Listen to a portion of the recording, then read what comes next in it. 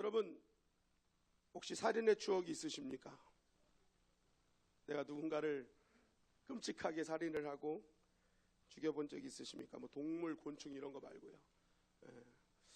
어쩌면 이 6계명은요, 우리들이 갖고 있는 일상, 우리의 삶과는 어떻게 보면 거리가 멀 수 있는, 별로 그렇게 부담스럽게 다가오지 않는 말씀일 수 있습니다.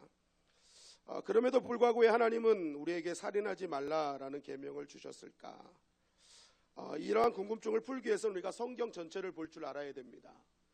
성경을 보면은 살인의 뿌리에 대해서 말씀하고 계시는 것을 보게 됩니다. 마태복음 5장 21절 22절 말씀입니다. 보니까요, 살인의 뿌리가 있어요. 마태복음에도 노하는 자마다, 노하는 것이 살인의 뿌리고요. 요한일서에도 보면 형제를 미워하는 자마다 살인한다. 그러니까 살인의 뿌리는 공통적으로 노하고 미워하고 결국 분노가 살인의 원인이다라는 것입니다. 살인의 시작을 마음으로부터 시작한다라고 말하고 있는 것입니다. 오늘 본문에 나오는 죽이다, 살인하다, 죽이다라는 이 단어가요, 히브리어는 라차흐라고 되어 있습니다. 라차흐. 원래 이게 죽인다라는 단어가 히브리어로는요, 하라그 헤미트 나카라는 단어를 주로 사용합니다. 그런데 오늘 이 6계명에서 쓴 단어는요, 라자흐라는 단어를 써요. 뭐가 다르냐? 하라그 헤미트 나카는요, 정당한 살인일 경우에 사용되는 단어입니다. 그러니까 합법적인 사형, 어떤 영적인 전쟁, 뭐 이제 이렇게 하나님께서 아말렉을 처치하라라는 어떤 정당성 있는 전쟁 이런 걸 사용할 때는 하라그 헤미트 나카라는 단어를 사용하지만, 이 고의적인 살인, 불법적인 살인을 라고 말할 때는 라자흐라는 단어를 사용합니다. 결국 이 오늘 본문에 나오는 이 죽이지 말라, 살인하지 말라는 라자흐, 고의적인 살인을 말하는 거거든요.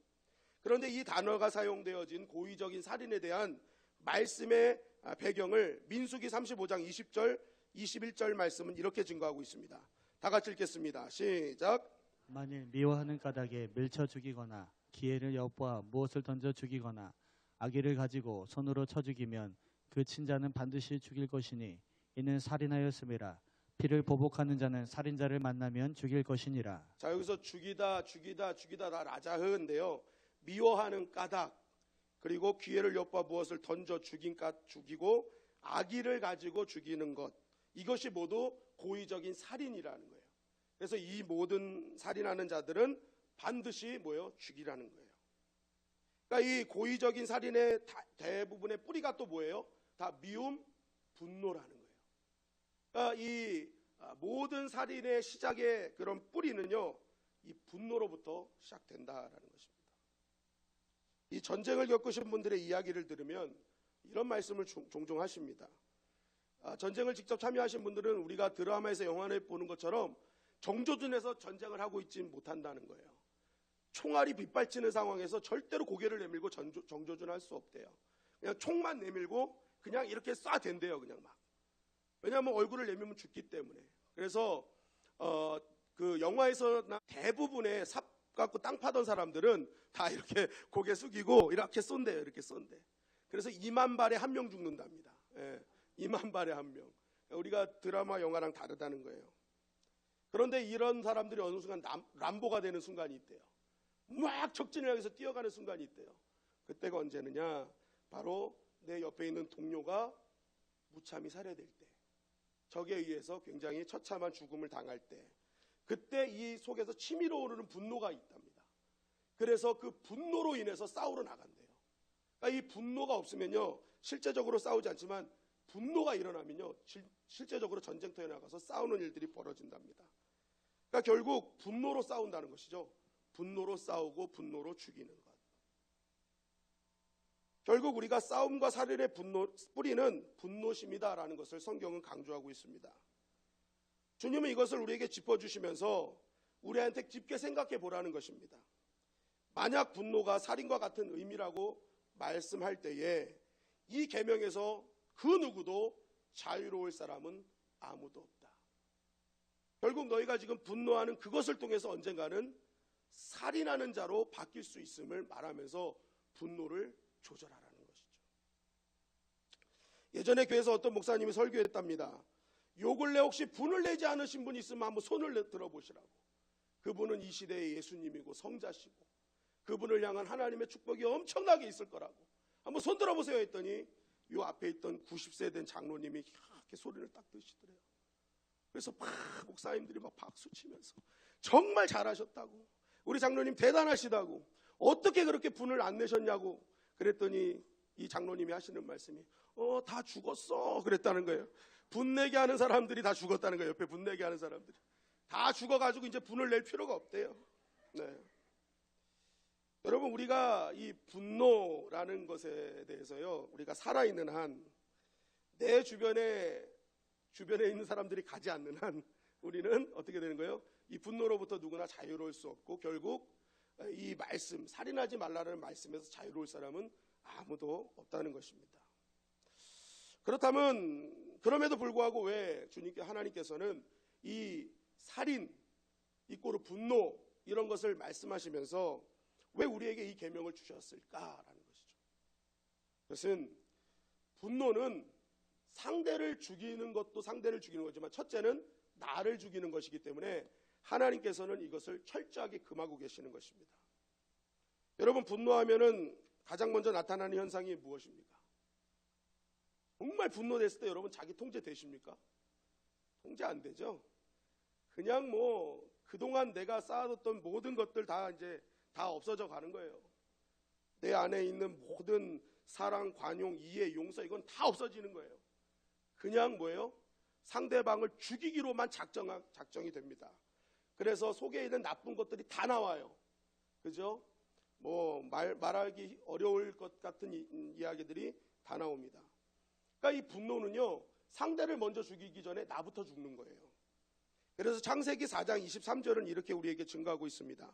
다 같이 읽겠습니다. 시작. 라멕이 아내들에게 이르되 아다와 실라여 내 목소리를 들으라.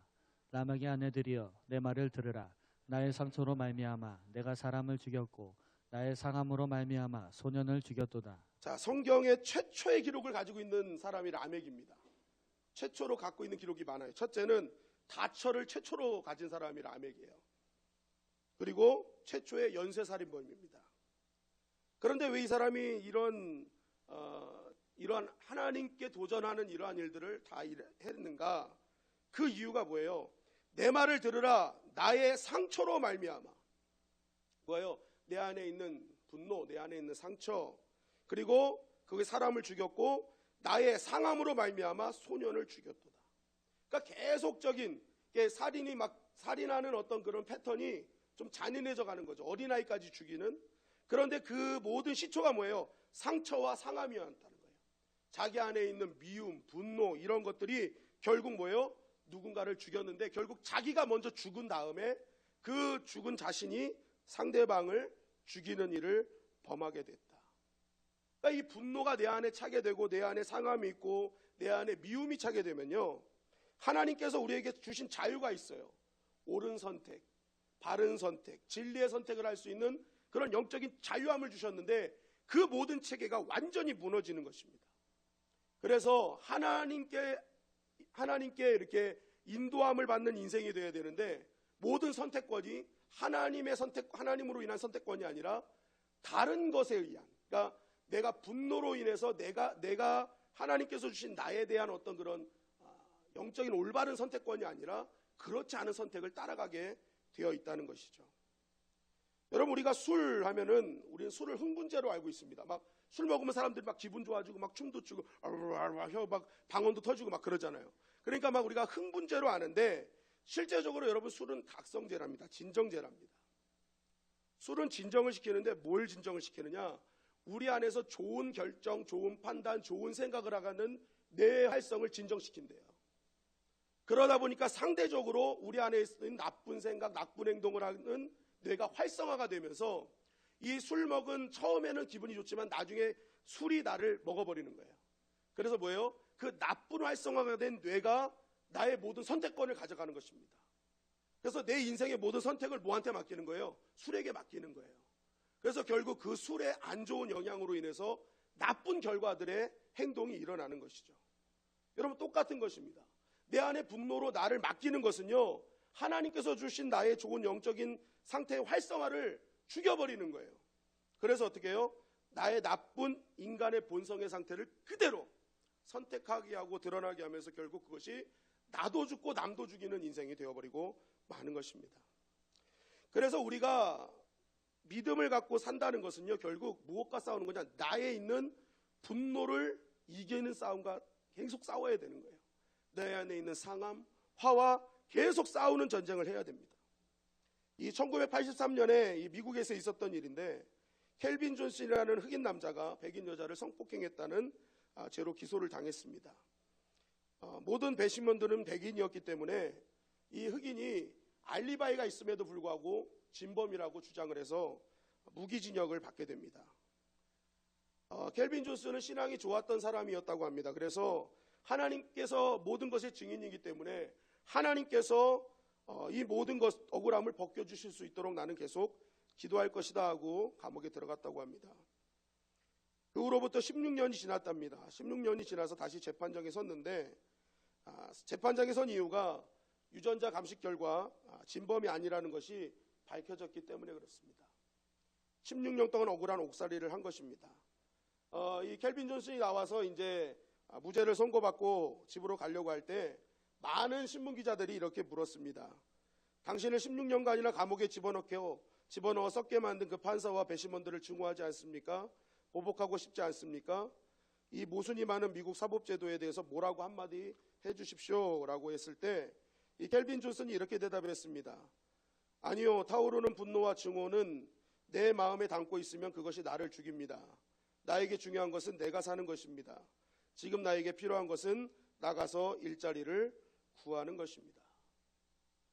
왜요? 내가 지금 증오하고 갖고 있는 거 이거 하나님 원치 않은 거예요. 그거는 오히려 나를 죽이는 것이다. 나를 죽이는 것은 꼭 상대방을 죽이는 것이다. 그래서 나는 그거 생각 안 하기로 했다. 지금 나에게 필요한 건 지금 내가 살아가는 방법이다.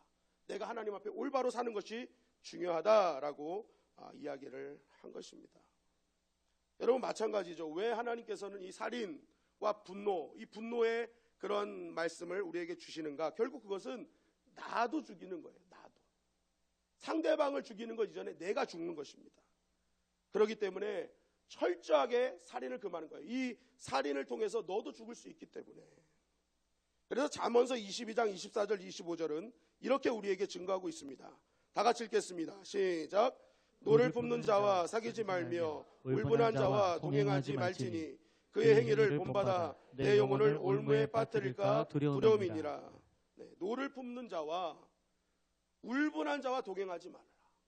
그러니까 그거는 그 사람은 벌써 자기가 죽는 거예요. 그래서 그 사람이 너를 어떻게 할지 모른다. 그러니까 가급적 그러한 상황이 있으면 떨어져 있어라 라는 거예요. 같이 있지 마라라는 거예요. 그도 죽고 너도 잘못될 수 있다. 그러니까 결국 하나님께서 우리 살인하지 말라라는 이 단어를 통해서 분노가 살인의 뿌리임을 말씀하시면서 그 분노를 조절할 것임을 말씀하고 있는 것이죠. 둘째는 이 일은 하나님을 앞서는 일이기 때문에 그렇습니다. 우리 창세기 9장 5절 말씀 다 같이 읽겠습니다. 시작. 내가 반드시 너희의 피 곧 너희의 생명의 피를 찾으리니 짐승이면 그 짐승에게서 사람이나 사람의 형체면 그에게서 그의 생명을 찾으리라. 다른 사람의 피를 흘리면 그 사람의 피도 흘릴 것이니 이는 하나님이 자기 형상대로 사람을 지으셨음이니라. 자, 여기서 강조하는 것이 무엇입니까? 하나님께서 이 생명, 피 이것을 강조하시는 게 뭐예요? 생명 자체는 너희 것이 아니라 누구 것이다? 하나님 것이다. 그러니까 내가 나의 형상대로 지음받은 존귀한 자들이다. 그러니까 너희들 그 생명을 함부로 하면 안 된다. 만약 그 피를 흘리게 되면 내 그 피를 너에게 다시 찾을 것이다. 그러니까 생명의 영역은 하나님은 어느 누구에도 허락하지 않으셨다는 거예요. 하나님은 생명을 다루는 것에 굉장히 엄격한 기준을 두고 계시는 거예요. 쥐, 고아를 막론하고 남녀노소를 막론하고 이 법칙에 대해서는 차별하지 않겠다. 함부로 생명을 다루는 자는 나를 무시하는 거고 하나님의 형상을 무시하는 거다라는 것을 말씀하고 있죠. 그래서 라자흐라는 이 단어는요, 사회적 약자에 대한 박해도 사용되는 거예요. 사회적 약자, 연약한 자, 이 사람들 함부로 하는 거, 그 사람을 아프게 하는 거, 하나님의 형상을 다치게 하는 거, 그거 역시 살인이다라는 것이죠. 그래서 사무엘하 12장 9절 10절 말씀 이렇게 증거하고 있습니다. 다 같이 읽겠습니다. 시작. 그러한데 어찌하여 내가 여호와의 말씀을 업신여기고 나 보기에 악을 행하였느냐. 내가 칼로 햇사람 우리아를 치되 암몬 자손의 칼로 죽이고 그의 아내를 빼앗아 내 아내로 삼았도다. 이제 내가 나를 업신여기고 햇사람 우리아의 아내를 빼앗아 내 아내로 삼았은즉 칼이 내 집에서 영원토록 떠나지 아니하리라. 자, 다윗이 우리아의 아내 밧세바를 뺏기 위해서 암몬 자손의 칼로 죽였어요. 자기의 힘을 가지고 약자를 죽였어요. 생명을 함부로 했어요. 그것을 하나님이 뭐라고 해요? 이제 내가 나를 업신여겼다. 사람 한 명 죽은 거예요. 근데 하나님이 그것을 가지고 뭐예요? 넌 나를 업신여긴 거다. 나의 형상이고 내가 중요하게 여기는 사람인데 너 그거 나를 업신여긴 거야. 그래서 칼이 내 집에서 영원히 떠나지 않을 거야 하고 하나님이 벌을 내리시죠. 열왕기상 21장 19절 말씀도 마찬가지입니다. 우리 다 같이 읽겠습니다. 시작. 너는 그에게 말하여 이르기를 여호와의 말씀이 내가 죽이고 또 빼앗아나니라 하셨다 하고 또 그에게 이르기를 여호와의 말씀이 개들이 나봇의 피를 핥은 곳에서 개들이 내 피 곧 내 몸의 피도 핥으리라 하였다 하라. 자, 아합 왕이 나봇의 포도원을 빼앗기 위해서 나봇을 죽였잖아요. 나봇을 죽인 그 일조차도 하나님께서는 아합에게 너 그거 내가 반드시 그 피에 대한 값을 물을 거야 라는 거예요. 그러니까 하나님 앞에서는요, 한 생명도 그냥 헛된 생명이 없어요. 하나님은 생명 한 명 한 명을 너무나 귀중하게 여기시고 그 생명을 하나님은 지키시고 보존하시길 원하세요. 왜요? 그 생명 하나도 하나님의 형상이기 때문에. 그러니까 하나님은 생명을 마음대로 하는 것을 하나님에 대한 도전으로 보는 거예요.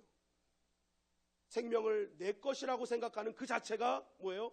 하나님을 향한 도전이다라는 것이죠. 결국 우리가 이 말씀을 통해서 또 한 가지 깨달을 수 있는 건 무엇입니까?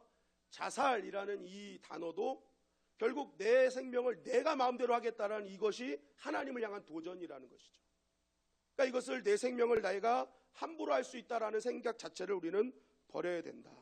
그것은 교만이고 하나님을 업신여기는 행동이라는 것입니다. 그래서 하나님을 절대적으로 믿는 사람은요, 생명 가지고 장난하지 않습니다. 죽이기도 하시고 살리기도 하시는 것은 하나님을 믿고 언제나 나는 어떻게 해요? 살리는 데에 앞장서는 자가 되어야 한다는 것입니다.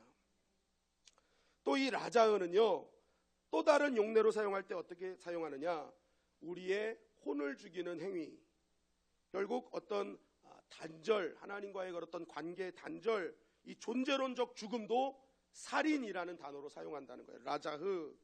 창세기 2장 17절 말씀입니다. 자, 선악을 알게 하는 나무의 열매는 먹지 말라. 내가 먹는 날에는 반드시 죽으리라. 여기에도 마찬가지로 라자흐라는 단어예요. 뭐예요? 이 죽는다라는 것은 우리 그런 생물학적 죽음은 죽지 않았어요. 그런데 뭐가 죽었어요? 영이 죽었죠. 하나님과의 관계가 단절됐습니다. 결국 이것도 죽음, 살인한 행위라는 거예요. 그러니까 이 우리가 하나님과 어떤 관계, 하나님의 뜻을 행함, 하나님과 동행하는 것을 멈추는 것, 이거조차도 뭐예요? 지금 우리는 살인 행위라는 거예요. 하나님의 계명을 어기고 있는 것이죠. 여러분, 어떤 일이 있어도 하나님과 동행하기를 주님의 이름으로 간절히 축원합니다.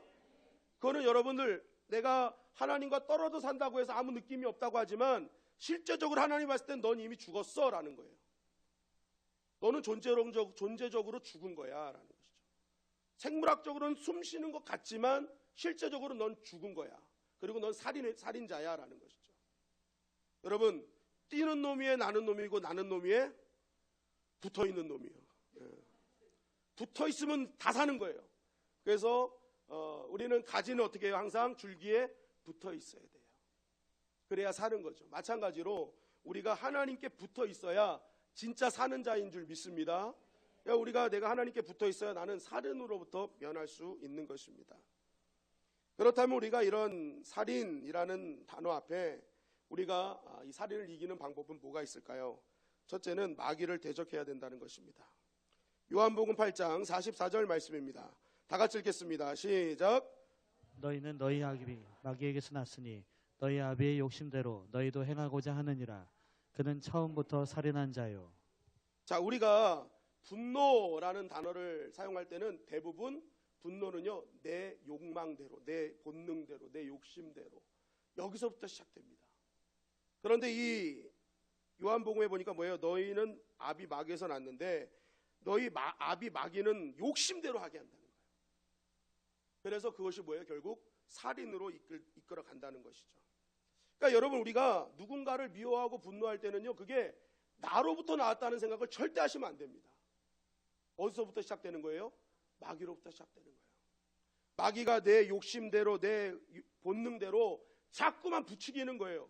그래서 그 마귀의 생각대로 나아가다 보면 결국 우리는 살인하는 자, 누군가를 반드시 죽이고 나도 죽는 자가 될 수 있다는 것입니다. 그러니까 마귀는 어떻게든지 나를 무너뜨리고 파괴하고 생명의 영성을 무너뜨리게 하는 것이 마귀의 첫째 수칙이에요. 그러니까 여러분, 나도 살고 남도 살리는 방법은요, 마귀와의 싸움에서 이겨야 될 줄 믿습니다. 악한, 우리 주일날도 말씀드렸죠, 영적인 전쟁에서 반드시 이겨야 되는 거예요. 그것을 통해서 가나안이 내 것이 되는 것입니다. 둘째는요, 말을 다스려야 됩니다. 우리 마태복음 5장 21절 22절 말씀입니다. 자, 우리가 분노하게 돼서 우리가 안에 화가 치밀어 오르면요, 제일 먼저 나타나는 현상이 말이 함부로 나가죠. 나가라는 말은 바보, 너는 가치 없는 놈이야 라는 이런 단어를 사용하는 거예요. 그러니까 우리가 함부로 뭐예요? 상대방을 험담하고 상대방을 욕하고 상대방을 가치 없는 자로 떨어뜨리는 현상이 우리 가운데 있다는 것입니다. 그러니까 뭐예요? 이것이 벌써 살인의 뿌리요, 살인의 모습이라는 것이죠. 그러니까 너희는 말을 절대로 통제해야 된다는 거예요. 정말 하나님 앞에 말을 잘해야 된다는 거예요. 그래서 마태복음 10장 12절 13절은 이렇게 증거합니다. 다 같이 읽겠습니다. 시작. 또 그 집에 들어가면서 평안하기를 빌라. 그 집이 이에 합당하면 너희 빈 평안이 거기 임할 것이요, 만약 합당하지 아니하면 그 평안이 너희에게 돌아올 것이니라. 항상 하면서 뭐예요? 평안을 빌어주라는 거예요. 그러니까 들어가면서 어떤 사람들은 집을 딱 들어가면서 2,40만 가면 꼭 그런 분이 있어요. 뭐 이런 집을 구했대, 뭐 이렇게 얘기하시는 분이 꼭 있어요. 남의 집에 왜 그렇게 하고 가시냐고요. 아우, 이 집이 정말 하나님의 은혜 가운데 가는구나. 말이라도 이렇게 하셔야죠. 근데 뭐 이거 이런 집을 구했대, 여긴 분명히 습기 차고 올여름에 끝났어, 뭐 이렇게 해서 막 이렇게 얘기하시는 분들이 있어요. 그런데 그렇게 얘기하면 안 된다는 거예요. 들어가시면서 이 집이 정말 하나님, 습기가 찰 것 같은데 하나님의 은혜로 그냥 찌는 햇볕을 통해서 다 떠나가게 하시고, 이 안에 들어오는 자마다 복을 받게 하시고, 그렇게 안 되더라도 그렇게 얘기하면 그게 누구 거다? 내 거 되는 거예요, 내 거. 그런데 왜 들어가면서 그렇게 막 내가 무슨 집에 박사라도 됐냐, 막 이거는 뭐 남양이 아니고 햇빛이 안 들어오고 왜 그러시냐고요. 절대 그러면 안 돼요. 들어가자마자 여기는 뭐 그냥 하나님의 은혜가 쏟아지는구나. 여러분, 그거 다 내 거 되는 줄 믿습니다. 그래서 여러분, 우리가 말을 잘해야 돼요. 말을 잘해. 그래서 제가 봤더니 어떤 목사님이 이런 얘기를 하시더라고요. 말을 통해 은혜를 나누려면 나라는 조사를 멀리하고 도라는 조사를 가까이 해라. 뭐라고요? 나라는 조사를 멀리하고 도라는 조사를 가까이 하라. 그러니까 이게 무슨 말이냐면, 꼭 가면 어떤 사람은 그게요. 아유, 밥이나 먹고 있네. 아유, 음악이나 듣고 있네. 아유, 게임이나 하고 있네. 아유, 잠이나 쳐자고 있네. 뭐예요? 다 상대방을 비하하고 상대방을 어렵게 하는 말들이에요. 그런데 이걸 도로 바꾸면 뭐예요? 장난도 하네. 게임도 하네. 싸움도 하네. 뭐예요? 이것도 하고 저것도 다 하고 있다는 거예요. 아유, 음악이나 듣고 있네. 잠이나 쳐자네. 뭐예요? 그것만 하는 거예요. 그런데 무엇도 하네. 뭐예요? 공부도 하고 게임도 하고. 그러니까 듣는 사람 입장에서는 그래, 이것도 하고 저것도 하고 다 인정한다는 거예요. 목사를 볼 때도 아유, 먹기나 하네. 그러지 말고 먹기도 하네. 그래야지. 그러면 뭐예요? 그 사람은 먹는 것만 하는 게 아니라 기도도 하고 말씀도 보고 그러면서 먹기도 하는 건데, 이 먹기나 하네. 그러면 먹기만 하는 거예요, 맨날. 그래서 그 사람은 목사가 아니라 먹사예요. 먹사. 먹사가 되는 거예요. 그러니까 우리가 이 나를 쓰냐 도를 쓰냐에 따라서 뭐예요? 사람을 살리기도 하고 죽이기도 한다는 거예요. 여러분이 한번 옆 사람과 한번 대화를 하시기 바랍니다. 먹기도 하네. 그러주세요. 예. 예. 자는 사람 있으면 자기도 안 해. 그래. 조는 사람 있으면 졸기도 안 해. 그래. 잠이나 자네. 그러지 마시고. 그러니까 남편과 아내끼리도 얘기를 할 때 아유 잠이나 자고 있어요. 아유 우리 남편은 잠도 자네. 그렇게 얘기해요. 그럼 뭐예요? 거기에 뭐가 일어나는 거예요? 하나님의 은혜가 임하는 거예요. 거기서 살인할 마음이 생기겠어요? 더 사랑하고 더 아끼는 마음이 생기게 되는 거예요. 조사 하나만 바꾸면요, 살인이요 생명으로 바뀌는 것입니다. 그죠? 그래서 여러분, 내 주변에 있는 사람한테 막 기도가 잘못하는 사람도 어우 기도도 잘하네, 찬양도 잘하네, 그죠? 예배도 잘 드리네. 여러분 이렇게 말을 바꿔보면요, 그 목장도 변하고 교회가 바뀌고 모든 사회가 다 바뀌는 줄 믿습니다. 여러분 우리가 나 하나 도 하나 이 차이가 어마어마한 차이라는 거예요. 그러니까 우리가 분노를 잠재우는 건 말 한마디로도 잠재울 수 있다. 그래서 김남준 목사님이 이 말씀을 하면서 이런 말을 하셨어요. 칼에 붙은 피와 욕하는 입술에 붙은 침은 같은 것이다. 얼마나 정말 통찰력 있는 말입니까? 칼에 붙은 피와 욕하는 입술에 붙은 침은 같은 것이다. 그러니까 우리가 누군가를 향하여 욕을 하고 이렇게 말을 함부로 하는 건 인격적인 살인이라는 거예요. 하나님의 형상을, 하나님께서 만드신 작품을 폄하하고 하나님께 도전하는 일이라는 것입니다. 여러분 우리 안에 축복의 말, 평안의 말이 넘치기를 주님의 이름으로 간절히 축원합니다. 무엇 나가 아니라 무엇 도. 마지막으로 한 말씀만 더 드리면, 결국 다른 사람의 분노도 조절할 수 있는 영성이 우리 가운데 있어야 된다는 것입니다.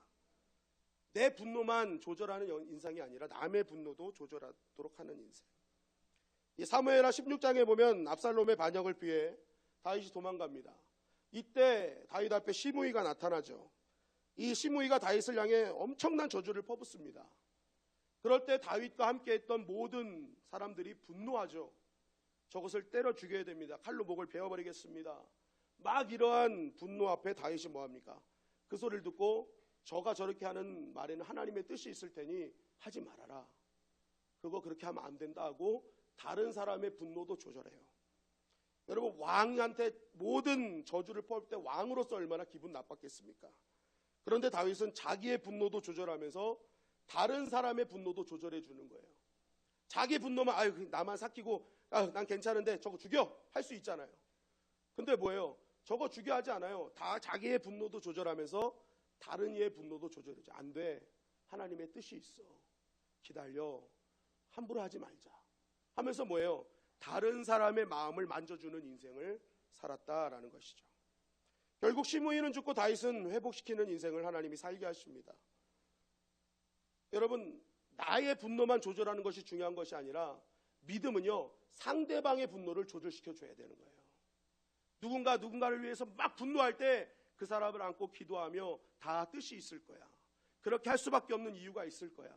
그래 맞아 나도 그럴 줄 알았어. 그 사람 옛날부터 이랬어 하고 박수 쳐주고 동조하는 게 아니라 아니야 그렇게 할 수밖에 없었던 이유가 있을 거야. 우리 한번 그 사람을 위해서 기도하자. 그 영혼을 위해서 기도하자 하면서 뭐예요? 그 사람의 분노를 조절해주는 인생. 거기서 뭐예요? 그 분노가 조절되면 뭐예요? 살인의 마음이 사라지는 거예요. 결국 뭐예요? 이 땅에서 우리가 분노를 조절하고 살인하지 않게 하는 것은 결국 하나님께서 원하시는 길이고 하나님께서 뜻하신 길이다. 그래서 결국 우리가 꼭 기억할 것은 에스겔서 3장 18절 말씀입니다. 자, 이건 무슨 말입니까? 너 죽어가는 사람 방관하면 너 그것도 살인이니까 너 그거 빨리 해결해라 라는 거예요. 죽어가는 사람 내두지 마라. 그 사람에게 관심을 가져라. 결국 일어나는 모든 살인들이 내가 사람을 죽이기 때문에 일어나는 일이 거의 없지만 내가 그것을 방관해서 일어나는 일들은 많이 있다는 거예요. 육체적인 죽음도 마찬가지고 영적인 죽음도 방관해서 죽어가는 경우들이 많이 있다. 그러니까 믿음의 사람들은 항상 주변을 돌아보면서 주변의 낯을 봐야 돼요. 근심의 낯, 어려움의 낯을 보면서 내가 그것을 방관하지 아니하고 저 사람의 영혼을 살리고 그럴 때 뭐예요? 생명도 살리고 모든 그런 살인하지 말라가 적극적인 명령으로 사랑하라, 생명을 살리라라는 단어로 나아갈 수 있는 것입니다. 그래서 마태복음 5장 43절 44절은 이렇게 우리에게 적극적으로 명령하십니다. 다 같이 읽겠습니다. 시작. 또 내 이웃을 사랑하고 내 원수를 미워하라 하였다는 것을 너희가 들었으나 나는 너희에게 이르노니 너희 원수를 사랑하며 너희를 박해하는 자를 위하여 기도하라. 자, 단순히 살인하지 말라는 금령을 떠나서 이제는 원수까지 사랑하고 그 사랑을 내 몸같이 사랑하라는 실천적인 법으로 바뀌어지고 있다는 것입니다. 여러분, 불신자들, 하나님을 잘 모르는 사람은요, 우리의 성경 공부에 감동하지 않습니다. 우리가 갖고 있는 무한한 성경 지식에 감동하지도 않고요, 우리가 밤마다 하는 철학 기도에도 감동하지 않습니다. 그들이 감동하는 것은 우리가 똑같이 분노해야 될 수밖에 없는 상황에서 그 상황에서 오히려 그것을 사랑으로 조절해 나가고 오히려 그것을 이해하고 용서하고 안아주는 그 모습을 통해서 세상은 우리에게 감동하기 시작한다는 것입니다. 결국 오늘 말씀 우리에게 이렇게 정리하는 것입니다. 나의 무책임과 냉담함 때문에 누군가 죽어가고 있다면, 결국 내가 누군가를 관심을 갖고 누군가를 사랑하기 시작한다면 그것은 결국 누군가를 살리는 일로 연결되어질 수 있다는 것입니다. 여러분, 결국 이 살인하지 말라라는 이 단어는요, 오히려 더 실천적인 법령으로 이제 다가가야 되는 것입니다. 그 분노로서 너를 누군가를 죽이는 인생 되지 말고 너희 안에 하나님을 품는 마음으로 더 적극적으로 사랑해서 살려내는 인생을 살아라라는 하나님의 적극적인 명령인 것입니다. 오늘 이 말씀을 꼭 붙들고 우리는 누군가를 죽이는 일에 앞장서는 자가 아니라 살리는 일에 앞장설 수 있는 저와 여러분들이 되시기를 주님의 이름으로 간절히 축원합니다.